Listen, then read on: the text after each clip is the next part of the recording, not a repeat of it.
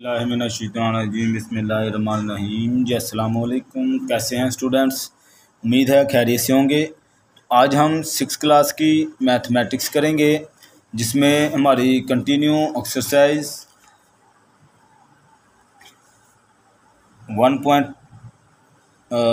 इसमें जो है हमारी एक्सरसाइज पीछे 1.1 और 2 करवा चुका हूं मैं। आज हम इंशाल्लाह इसकी 1.3 करेंगे। इसमें जो है वो कहता है state which of the following sets are equivalent to each other. वो कहता है कि ये जो आपको मैंने सेट दिए हैं इनमें से वो बताएं जो दो सेट एक दूसरे के इक्वल हैं। तो इसके लिए हम एक इसकी जो है स्टेटमेंट यहाँ पे लिखी हुई है पेज 6 पे, वो पढ़ लेते हैं। वो कहता है the two sets are said to be equivalent. वो कहता है तब हम इक्विवेलेंट सेट कहेंगे if they comprise the equal number of the element, यानी कि जब दोनों में एक जैसे नंबर होंगे। यानी मिसाल के तौर पर यहाँ पे उसने मिसाल भी दी हुई है। यहाँ पे देखें 1 2 3, इस ए सेट में यहाँ पे 3 नंबर हैं 1 2 3। अच्छा, दूसरा इसका सेट यहाँ पे डी वाला देखें, डी में 2 4 और 6 है। इसमें भी 1 2 और 3, इसमें भी 3 एलिमेंट है और इसमें भी 3 है। तो ए और डी जो है दोनों एक दूसरे के इक्विवेलेंट है। ठीक है, ये चीज़ आपने देखनी है।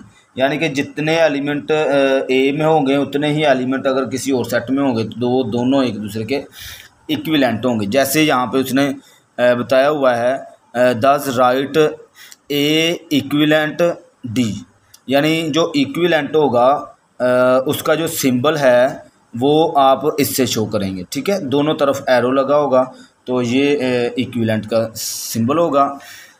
तो इसके लिए हम इसके सॉल्यूशन की तरफ चलते हैं। पहला क्वेश्चन है, तो यहाँ पे ये मैंने नोट किया हुआ है।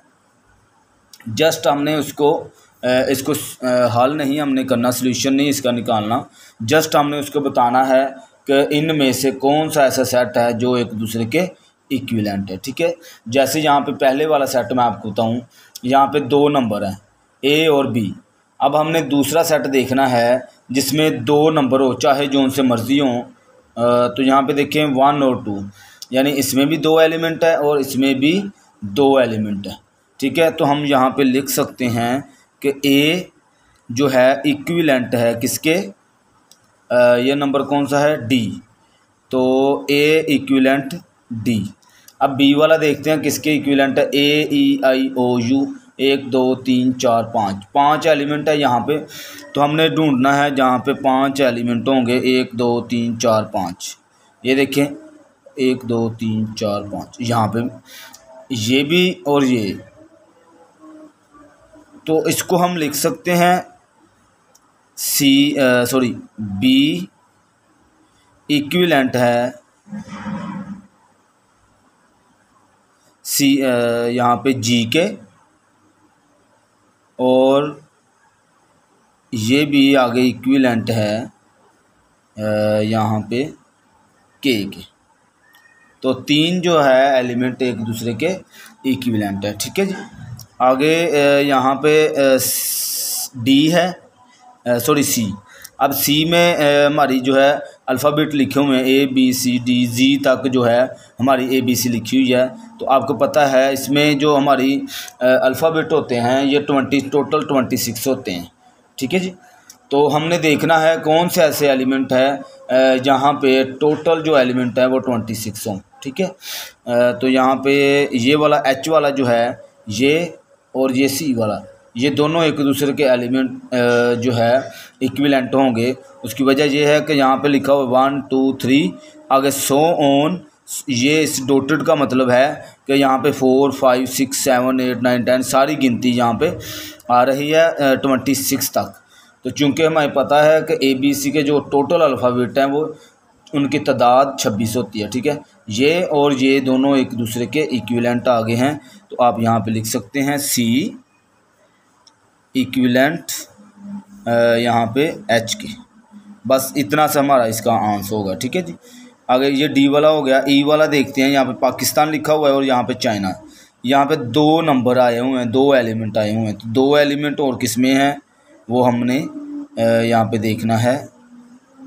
तो यहाँ पे ये भी था, यहाँ पे मैंने गौर नहीं की, सॉरी। यहाँ पे ये देखें ए, डी और ई, ये तीनों जो हैं एक दूसरे के इक्विवेलेंट थे, तो इसको भी यहाँ पे आपने ऐसे लिखना था, ए, डी और ई।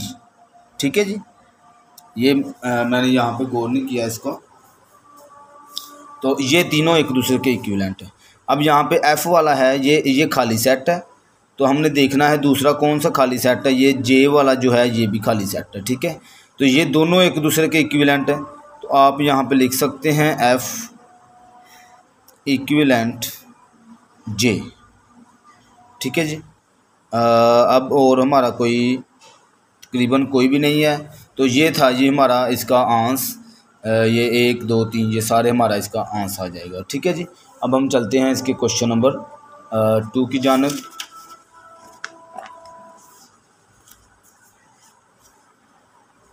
तो एक बार इसकी स्टेटमेंट हम पढ़ लेते हैं, क्या कहता है इसमें। कहता state which of the following set are equal set. वो कहता है ऐसे सेट बताएं जो सेट एक दूसरे के इक्वल हों। अब यहाँ पे था इक्विवेलेंट और यहाँ पे है इक्वल। इसमें और इसमें ये फ़र्क है, जो इक्विवेलेंट होता है वहाँ पे हम देखते हैं दोनों में टोटल एलिमेंट की हम काउंटिंग करते हैं कि कितने एलिमेंट। अगर 5 एलिमेंट ए में आए हैं, जैसे यहाँ पे 2 एलिमेंट आए हैं, तो दूसरे में भी 2 एलिमेंट आने चाहिए। और इसमें ये नहीं था कि यहाँ पे ए बी लिखा और यहाँ पे भी ए बी लिखा होना चाहिए, नहीं।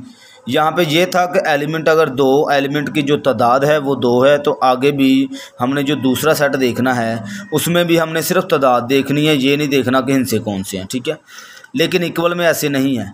आपने जितने जो एलिमेंट होंगे, जैसे यहाँ पे 1 2 3 4 लिखा हुआ है, तो हमने दूसरा जो सेट देखना है वहाँ पे भी यही होना चाहिए, 1 2 3 और 4। देन ये जो है एक दूसरे के इक्वल आएंगे, ये आपने जहन में रखना है। यहाँ पे मैं इसकी डेफिनेशन देखता हूँ इक्वल की।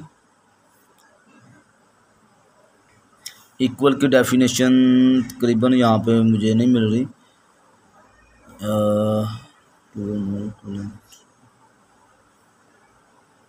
हाँ जी, ये डेफिनेशन है। वो कहता 2 और more equivalent sets are said to be equal. वो कहता तब उसको हम जो है इक्वल कहेंगे अगर दे कंप्राइजेज द सेम एलिमेंट। ठीक है जी, सेम एलिमेंट होंगे। मिसाल के तौर पर यहाँ पर मैं लिखता हूँ ए, इधर मैं लिख देता हूँ बी। एक सेट ये हो गया, दूसरा सेट मैं लिखता हूँ, वहाँ पे भी मैं ए और बी लिखूँगा। तो देन जो है ये दोनों एक दूसरे के क्या होंगे जी, इक्वल होंगे। ठीक है जी, यानी सेम एलिमेंट होने चाहिए, तो हम इसको इक्वल कहेंगे। तो इसके जो है सॉल्यूशन की तरफ आते हैं। तो हमने इसमें ढूंढना है कौन किसके इक्वल है, कौन सा सेट। यहाँ पे ए वाले सेट में लिखा हुआ है 1 2 3 4। हमने दूसरा सेट वो देखना है जिसमें यही काउंटिंग हो 1 2 3 4। ये आगे पीछे हो सकती है, उसमें कोई इशू नहीं है। ठीक है जी, यहाँ पे ये वाला देखें ई सेट, ये और ये देखें ई सेट में 1, इसमें भी 1 है, 2 भी है, 3 भी है और 4 भी है। ठीक है, ये दोनों जो है एक दूसरे के इक्वल हो गए। यहाँ पे हमने अब बताना है इक्वल। ठीक है जी, तो यहाँ पे मैं लिख सकता हूँ ए इक्वल। अब इक्वल का आपको पता है सिंबल कौन सा होता है, ये 2 लाइनों को ऐसे लगा दिया जाए, ये इक्वल का सिंबल होता है। ठीक है, तो ये इक्वल है किसके, ई के। ठीक है जी, बस आपने ये लिख देना कि ए इक्वल टू ई। अब बी में देखते हैं ए बी सी डी ई। अब हमने दूसरा सेट वो देखना है जिसमें यही ए बी सी डी ई तक हमारे यहाँ पे अल्फ़ाबेट हों। तो यहाँ पे ये देखें डी वाला, बी और D, A B C D E. ये मैटर नहीं करता कि ये उल्टी लिखी है या सीधी लिखी है या उसने बीच बीच में से लिखी है। बस ये होना चाहिए कि इसमें ये सारे काउंट ABC है, यहाँ पे भी है, तो ये दोनों एक दूसरे के इक्वल होंगे। मैं यहाँ पे लिख सकता हूँ B = D। ठीक है जी। आगे C देखते हैं। AEIOU, ये वोवल नंबर है AI, और AEIOU C और F दोनों एक दूसरे के, C इक्वल है F के। ठीक है जी। अब G यहाँ पे लिखा हुआ है 1, 3 और 5। अब हमने दूसरा सेट ऐसा देखना है जिसमें 1, 3 और 5 हो, तो यहाँ पे सिर्फ 3 और 5 है, ये इक्वल नहीं है, तो इसका मतलब है ये छोड़ देंगे। अच्छा, H में देखें 50, 60, 70, 50, 60, 70, H और J, H इक्वल है J के। बस यहाँ पे ये हमारे जो है इसके आंसर हो गए। ठीक है जी, बहुत आसान, बस जस्ट हमने ये MCQs में ज़्यादातर जो है आ जाते हैं, तो इसमें आपने परेशान नहीं होना है। आगे हमारा जो है क्वेश्चन है क्वेश्चन नंबर 3। तो क्वेश्चन नंबर 3 में एक बार देख लेते हैं क्या कहता है। कहता है write down any 2 proper subsets of each of the following. वो कहता है इसके आपने प्रॉपर सेट बनाने हैं, इसके अपना ये जो सेट मैंने कहता दिए हुए हैं, इसके आपने 2 प्रॉपर लिखा हुआ है, 2 प्रॉपर सेट बनाने हैं। प्रॉपर सेट असल में होता क्या है, इसकी हम जो है डेफिनेशन देख लेते हैं। प्रॉपर सेट ये लिखा हुआ है। प्रॉपर सेट हम कैसे डिफ़ाइन करेंगे कि प्रॉपर सेट होता क्या है। उसमें क्या होगा, for set of proper set another set there are 2 condition. वो कहता है 2 कंडीशन अगर होगी तो वो जो है प्रॉपर सेट होगा। कौन कौन सी? Number 1, the first set should be a sub set of the second set. तो फर्स्ट तो ये बात है, वो कहता है जो नंबर पहले सेट में मौजूद हो वही नंबर दूसरे सेट में भी मौजूद होने चाहिए। ठीक है, ये कह रहा। आगे कहता है देयर मस्ट एग्जिस्ट 1 और more such element in the second set which are not the member of the first set. वो कहता है अगर आप दूसरा कोई सेट बनाते हैं वो एग्जिस्ट करता है 1 और मोर, तब जब वो किसी दूसरे सेट में जो है मेंबर किसी दूसरे सेट का मेंबर ना हो। असल में ये मैं आपको इसका सॉल्यूशन करके बताता हूँ थोड़ा सा, फिर आपको मज़ीद इसकी ज़्यादा जो है समझ आएगी। तो यहाँ पे मैंने क्वेश्चन नोट किया हुआ है। तो इसके हमने प्रॉपर सेट 2 प्रॉपर सेट बनाने हैं। तो यहाँ पे मैं M लिखूँगा इक्वल टू प्रॉपर सेट में क्या होगा, एक तो हम इसको अलग-अलग जो है वो लिखूँगा। बस आपने क्या करना है, इसको एक सेट में ऐसे अलग लिख देना है, दूसरे को दूसरे में अलग लिख देना है। भाई ये प्रॉपर सेट है जी। ठीक है, आगे मज़ीद आगे हम इसको लिख सकते हैं, तकरीबन आगे मज़ीद इसका सेट बन ही नहीं सकता है। ठीक है, सिर्फ वो वैसे भी उसने हमसे पूछा, वो कहता है कि 2 प्रॉपर सेट आपने जो है वो बताने हैं। ठीक है जी, तो मैंने ये 1 और 2 सेट बना दिए। ठीक है, अब आगे इसका हम बनाते हैं सेट। इसके भी आप ऐसे ही बना सकते हैं, 0 को अलग में सेट में लिख लें, 1 को अलहदा लिख लें, 2 को अलहदा लिख लें, फिर क्या करें 0 और 1 को अलहदा लिख सकते हैं। इसके काफ़ी सेट बनते हैं, लेकिन हमने चूँकि हमारी जो शर्त है वो कहता है सिर्फ आपने 2 प्रॉपर सेट बनाने हैं, तो मैं 2 प्रॉपर सेट ही बनाऊँगा। तो आप 0 और 1 को इकट्ठा लिख लें, चाहे आपकी मर्ज़ी है कि आप 0 को अलहदा लिख लें ऐसे और 1 को अलहदा लिख लें। बस ये प्रॉपर सेट है जी। ठीक है जी, ये 2 हमने उसको बता दिए कि ये 2 प्रॉपर सेट हैं। ठीक है, अच्छा जी, आगे इसके भी हमने प्रॉपर सेट बनाने हैं। यहाँ पे भी 3 रकमें आई हुई हैं, तो इसको भी आपने जो है जस्ट यहाँ पे आप ऐसे भी बना सकते हैं 1 और 3, एक ये सेट हो गया। इस तरह भी बना सकते हैं 3 और 5, एक ये सेट हो गया। ठीक है जी, जैसे मैंने पीछे सिर्फ 0 का बनाया, 1 का बनाया, यहाँ पे आप इन दोनों का इकट्ठा सेट एक बना सकते हैं, फिर 3 और 5 का सेट बना सकते हैं, फिर 5 और 1 का सेट बना सकते हैं। यानी कि काफ़ी सेट बनते हैं, लेकिन हमने सिर्फ 2 सेट बनाने हैं। अच्छा, यहाँ पे आप 0 और 2 का सेट एक बना लें और एक 2 और 4 का सेट बना लेंगे। ये हमारा इसका आंसर होगा। ठीक है, यानी कि इनको लहदा लिखना है, हमने सब सेट बनाने हैं, तो उसमें कोई ऐसा इशू नहीं है। उम्मीद है आपको इसकी समझ आ रही होगी, कोई इसमें कोई पेचीदगी तो नहीं है। अब आप क्या करें, 10 और 100 का लहदा से सेट बना लें एक, और 100 का और 1000 का लहदा सेट बना लें, तो ये इसका आंसर होगा जी। ठीक है,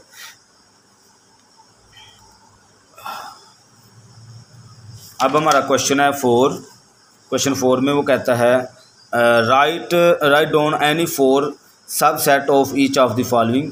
वो कहता है ये जो मैंने आपको सेट दिए हैं इसके सब सेट हमने बनाने हैं कितने, 4 सब सेट बनाने। पहले 2 बनाने थे प्रॉपर सेट, अब यहाँ पे सब सेट हमने बनाने हैं 4। इसमें भी यही चीज़ होती है कि आ सेट बी सब set another it set if each and every element of it the first set is also an element of a second set. ठीक है, इसमें भी वही चीज़ है, आपने जो सेट बनाने हैं एक दूसरे के साथ।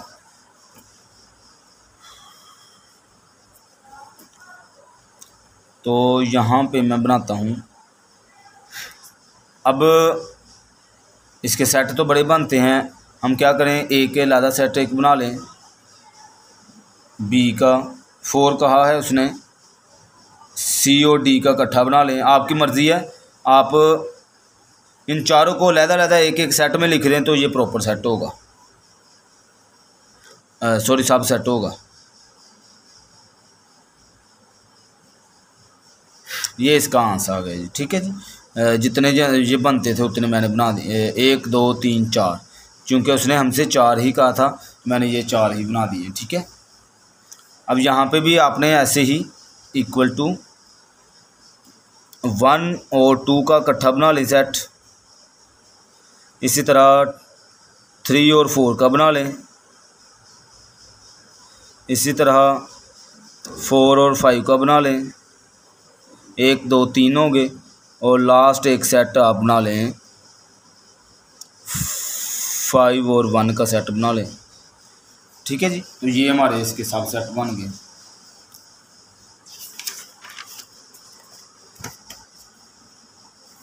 तो यहाँ पे ये 2 ही क्वेश्चन थे, आगे हम इसका क्वेश्चन नंबर 5 करेंगे।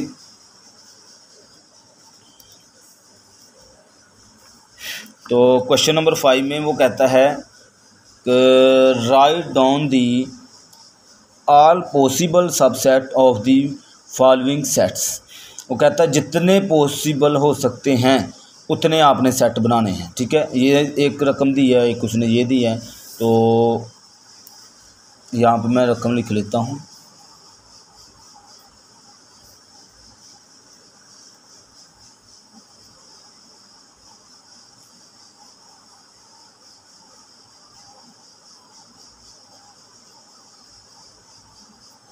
F4G।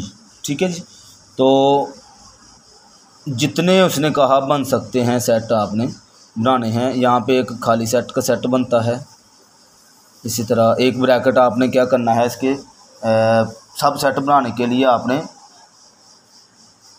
ऐसे लिख लेना है, और फिर इसके बाद आप इसका सेट बनेगा F का, कोमा एक बनेगा G का, फिर बनेगा इनका दोनों का इकट्ठा F4G का, ये ब्रैकेट क्लोज। ये इसके पॉसिबल सिर्फ 1 2 3 4 सेट ही पॉसिबल बन सकते हैं। ठीक है जी, अब इसका क्वेश्चन 2।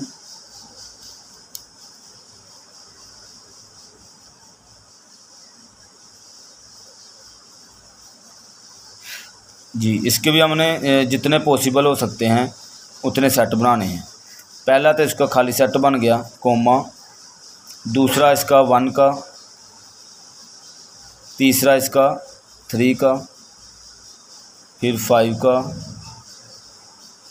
फिर 1 और 3 का सेट बन जाएगा। इसी तरह 3 और 5 का सेट बन सकता है, और 5 और 1 का सेट बन सकता है। तकरीबन ये कंप्लीट हो गए, तो आप यहाँ पे ब्रैकेट क्लोज कर सकते हैं।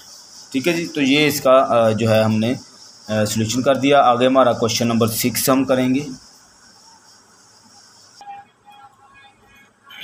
जी। तो इसका ये right question number 6, right the super set of the following set. ठीक है जी, यहाँ पे हमने सुपर सेट लिखने हैं किसके, इन सब के हमने सुपर सेट लिखने हैं। तो वो कैसे लिखने हैं वो मैं आपको यहाँ पे बता देता हूँ जी। तो पहले तो इसकी मैं छोटी सी डेफिनेशन है वो आपको थोड़ी सी साथ में बता दूं ताकि आपको अच्छे से समझ आ जाए। If set A is the subset of another B then the B is known as the superset. ठीक है जी, वो कहता है अगर ए के जो नंबर हो गए, यानी अगर मैं इसकी डिटेल आपको बताऊं इस डेफिनेशन की, वो कहता है ए तब जब सब सेट होगा of another set B, B का सब सेट होगा, देन जो है जो बी होगा वो सुपर सेट किसका होगा जी, ए का। मिसाल के तौर पर यहाँ पे एग्जांपल दी है, यहाँ पे लिखा हुआ 1 3 और 5। तो बी सेट देखें, यहाँ पे लिखा हुआ 1 2 3 4 5, यानी कि जो ए के जितने भी एलिमेंट है वो बी में मौजूद हो उसको आप कहते हैं सबसेट। सबसेट ऑफ जो है बी का सबसेट ए है। ठीक है जी, यहाँ पे लिखा हो B is known as the super set of the set of A. तो ये सुपर सेट तब होगा जब इसके सारे एलिमेंट, ए वाले एलिमेंट बी में मौजूद हो, देन जो है इसको बी को क्या कहेंगे, सुपर सेट। ठीक है जी, तो इसका सलूशन कैसे है, ये क्वेश्चन है उसका सुपर सेट लिखें। अब हमने अपनी तरफ से हमने क्या करना है, ये ए सेट है, ए लिख लें या यहाँ पे लिख लें बी। ठीक है जी, ए ना लिखें बी लिख लें अपनी तरफ से। तो बी में एक सेट आपको खुद अपनी तरफ से जो है क्रिएट करना पड़ेगा, बनाना पड़ेगा, जिसमें ये तीनों एलिमेंट मौजूद हों। जैसा कि मैं यहाँ पे लिख देता हूँ 1 2 3 4 और 5। तो ये जो है चूँकि ए के सारे एलिमेंट इसमें मौजूद है, तो देन जो बी है ए का सुपर सेट, क्या है, सुपर सेट। ठीक है जी, इसी सारे क्वेश्चन ऐसे ही हमने करना है। क्या करना है, ये मैंने लिखा, सॉरी यहाँ पे क्यू लिखा हुआ है, यहाँ पे आप कोई और लिख लें, यहाँ पे लिख लें आप पी लिख लें। तो 4 लिखा हुआ है, यहाँ पे आप लिखें 3 4 5 6 7 8, आगे तक भी नंबर लिख सकते हैं। सिर्फ हमने ये देखना है कि इसके सारे एलिमेंट इसमें मौजूद है, तो देन जो है पी जो है इस क्यू का सुपर सेट है। ठीक है, आर लिखा हुआ है, यहाँ पे ऐसे लिख लेते हैं। तो 5 6 7 8 9 10 11, मज़ीद आगे लिख सकते हैं लेकिन तकरीबन ठीक है, बस इतने ही। देखें इसके सारे सेट इसमें सारे एलिमेंट इसमें मौजूद हैं, तो देन जो है इसको हम सुपर सेट कह सकते हैं। ठीक है जी, जस्ट हमने लिखना है, कोई इसमें वो नहीं है कोई। इसका क्वेश्चन नंबर 4 मैंने नहीं लिखा, वो जल्दी जल्दी लिख लेते हैं। y equal to C D E और F। यहाँ पे जो सेट होता है उसका जो है कैपिटल से ए लिखते हैं, ए बी कोई भी हम लिखते हैं ना। अच्छा, यहाँ पे y लिखा है, यहाँ पे मैं Z में सुपर सेट बना देता हूँ। यहाँ पे लिखा हुआ है C D E F, तो मैं लिख लूँगा A B C D E F G, इस तरह से आप इसको लिख दें तो ये हमारा जो है सुपर सेट बन जाएगा। अब यहाँ पे 5वां क्वेश्चन लिखा हुआ है C इक्वल टू, 5वें क्वेश्चन में 10 12 14 20। ठीक है जी। तो आप इसको जो है स्टार्ट कर लें। यहाँ पे सी लिखा हुआ है, यहाँ पे लिख लें ई लिख लें। तो ई के लिए यहाँ पे ये 10 से शुरू कर लें, 10 और फिर इसमें 12, 14 ऐसे सोन 20, 22, 23 तकरीबन यहाँ पे रुक जाएं। तो ये सारे एलिमेंट इसमें मौजूद है, ए सी के सारे एलिमेंट ई में मौजूद है। तो ई जो है सुपर सेट किसका है, सी का। तो ये इसके जो है हमारा इसका सोल्यूशन था। तो अब क्वेश्चन नंबर 7 में यहाँ पे आपको बुक के ऊपर तकरीबन ये हमारा हल हो जाना था, इसलिए मैंने इसको नोट नहीं किया। तो जस्ट आपने इसको माइंडली जो है समझना है। जो ये ज़्यादातर MCQs में आ जाते हैं, तो आपने इसको ध्यान से समझना है। The set 1 2 3 and ABC are equivalent set. वो कहता है ये बताएं कि ये जो पहला सेट है 1 2 3 और एक दूसरा सेट है ABC, ये दोनों इक्विवेलेंट सेट है। तो ये वाकई में एक दूसरे के इक्विवेलेंट है, क्योंकि इसकी जो डेफिनेशन ये थी कि अगर पहले सेट में 3 हिस्से हैं तो दूसरे सेट में भी 3 हिस्से होने चाहिए। ये ज़रूरी नहीं था कि यहाँ पे 1 2 3 है तो दूसरे सेट में भी 1 2 3 ही हो, ये नहीं था। सिर्फ ये था कि यहाँ पे 3 हिस्से है तो आगे भी 3 हिस्से, तो देन ये क्या होगा, ये ट्रियो होगा। ठीक है जी। आगे लिखा था set ABC and 1 2 3 are equal set. तो ये फॉल्स होगा, यहाँ पे ना ये फॉल्स लिखेंगे। क्यों लिखेंगे, क्योंकि जो इक्विवेलेंट सेट होता है, मैंने यहाँ पे आपको यहाँ पे बताता हूँ कि एक सेट है, मैंने बताया था आपको, फ़र्ज़ करें ए सेट है, यहाँ पे मैं लिख देता हूँ ABCD। तो ये तब दूसरे के इक्वल होगा जब यहाँ पे मैं B सेट एक लिख लेता हूँ। तो यहाँ पे भी चाहे तो हिस्से ये आगे पीछे लिखे हों या चाहे सीध में लिखे हों, एक जैसे लिखे हों, तो ये देखें ये दोनों एक दूसरे के इक्वल होंगे क्योंकि दोनों में एलिमेंट सेम टू सेम एक जैसे आए हैं। तो यहाँ पे देखें यहाँ पे ABC है और यहाँ पे 1 2 3 है, तो ये इक्वल तो नहीं होंगे ना, तो हम इसको फॉल्स लिख देंगे। आगे वो कहता है 5, ये जो आप देख रहे हैं ये छोटा सा सिंबल है, ये किसका है, बिलोंग टू का। ये किसी का तल्लुक बताता है, इसको कहते हैं, ये ई की तरह होता है लेकिन इसका मतलब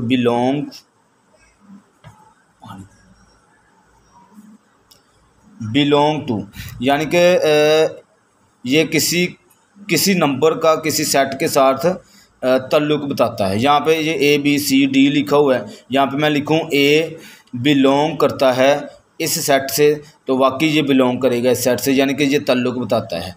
तो यहाँ पे आप देखें, अगर यहाँ पे लिखा हुआ 5, कहता 5 बिलोंग टू 1 2 3, यानी इस सेट से बिलोंग करता है। तो यानी मतलब अगर सिंपल में आपको बताऊं कि जो 5 है वो कहता है इस सेट में मौजूद है। तो देखें यहाँ पे मौजूद वाकई में है, तो हम इसको लिखेंगे ट्रियो। ठीक है जी। आगे क्वेश्चन 4, इसमें वो कहता है 7 नॉट बिलोंग टू इस सेट के। ठीक है, तो यहाँ पे देखें 7 वाकई में मौजूद नहीं है, यहाँ पे कहीं भी 7 नहीं है, तो ये भी ये ट्रियो कह रहा है, तो इसलिए यहाँ पे भी इसका भी आंसर क्या होगा, ट्रियो होगा। आगे लिखा हुआ है द सेट 0 1 2 3 सोन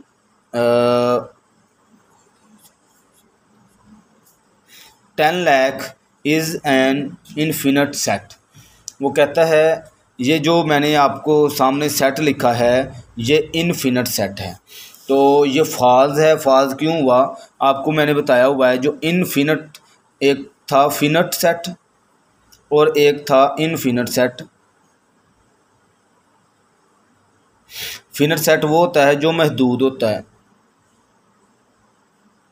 और इनफिनिट सेट होता है जो लामहदूद होता है, यानी जिसका जो स्टॉप नहीं होता, वो जो आगे चलता जाता है, जिसका एंड हमें नहीं पता, वो होगा इनफिनिट। और जिसका एंड मुझे पता होगा, जिसका एंड हो जाएगा किसी भी हिस्से पर एंड हो जाए, उसको आप कहेंगे फिनिट। और जिसका एंड ना हो, जो लामहदूद चलता जाए, उसको आप कहेंगे इनफिनिट। तो यहाँ पे उसने लिखा हुआ है कि 0 से शुरू हुआ और 10 लाख पर जाकर रुक गया है, तो ये तो यहाँ पे स्टॉप हो गया है ना। तो जो स्टॉप हो जाए वो इनफिनिट तो नहीं होगा ना, वो फिनिट होगा। तो इसलिए इसको हम क्या लिख सकते हैं, फॉल्स लिखेंगे इसको, ठीक है जी। आगे the set of natural number is an infinite set. वो कहता है जो नेचुरल नंबर का सेट होता है वो इनफिनिट का सेट होता है। वाकई में ये सच कह रहा है। कैसे होता है, जैसे नेचुरल नंबर को आप n से शो करेंगे, n से, तो नेचुरल नंबर 1 से शुरू होते हैं, 1 2 3 और सो ऑन, ये आगे चलते जाते हैं, स्टॉप नहीं होते आगे, यानी कि टोटली हमारी इसमें गिनती आती है, काउंटिंग आती है। तो ये वाकई में इनफिनिट सेट है, ठीक है जी। तो ये ट्रू है, तो इसके सामने हम लिख देंगे ट्रू। आगे वो कहता है every set is a super set of its self. वो कहता है तमाम के तमाम जो सेट होते हैं वो खुद के सुपर सेट होते हैं। वाकई में वो सही कह रहा है। Every set is a super set of its self, नहीं ऐसे नहीं होता। अभी अभी मैंने आपको एक क्वेश्चन करवाया, पीछे क्वेश्चन नंबर हमने 6 किया, वहाँ पे मैं यहाँ पे लेट कर रहा हूँ, एक एलिमेंट लिख रहा हूँ 1 2, ये मैंने लिखा। ये तब सुपर सेट, दूसरा नंबर जो है ये खुद का सुपर सेट नहीं होता, ठीक है। इसको यहाँ पे तो वो कहता है इट्स सेल्फ, यानी ये वो कहता है तमाम के तमाम जो सेट होते हैं वो जो है सुपर सेट पे आ गए हैं। ये मैंने सॉरी यहाँ पे 8 वाला करना था, हम 9 पे आ गए हैं। तो ये ट्रू है, तब ट्रू है। 8 वाला हम पहले देखेंगे, सुपर सेट के बाद में बात करते हैं। कहता every set is a sub set of its self. वो कहता है जितने भी सेट होते हैं वो खुद के सब सेट होते हैं। वाकई ऐसे है कि जब आप सब सेट बना रहे होते हैं वहाँ पे वो सारे एलिमेंट, जैसे इसका मैं सब सेट बनाऊँ, इसका सब सेट ये भी बनेगा और इसमें 2 भी आएगा और फिर एंड पे 1 और 2 खुद इकट्ठा आ जाएगा, तो ये इसका क्या है, ये सब सेट है इसका, ठीक है जी। तो यानी वो सारे एलिमेंट आते हैं ना उसमें, तो वो सब सेट है। ये इसको मैं लिखूँगा ट्रू। अब सुपर सेट के नीचे बात हो रही है, every set is a super set of itself. ये फॉल्स है, और ये फॉल्स क्यों है यहाँ पे मैं बताने लगा था कि ए ये सेट है तो ये बी का सुपर सेट तब होगा जब इसमें 1 2 और 3 यानी कि इसके सारे एलिमेंट इसमें मौजूद होंगे, तो देन इसको जो है आप सुपर सेट कहेंगे। तो यहाँ पे ऐसे ही है कि ये इसे फॉल्स कहेंगे। Every set is a sub set of an empty set. Every set is a sub set of an empty set.